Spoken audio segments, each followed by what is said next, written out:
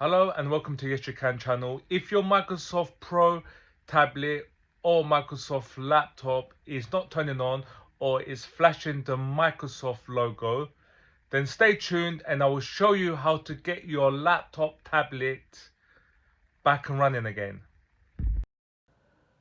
Try each solution until one that works. Solution 1. Hold the volume up button and power button together until the screen turns off completely. No flashing screen for approximately 17 seconds and then release both buttons. After you release the two buttons, wait for 12 seconds. After 12 seconds, press and release the power button to turn on your Microsoft Surface Pro / laptop back on.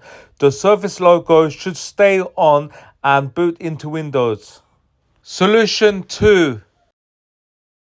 Battery drain your Microsoft device completely until no power in the internal battery and then recharge the battery with the AC charger and attempt to power on. Solution 3. Hold the volume down button while you press the power button to turn on. Last solution, solution 4.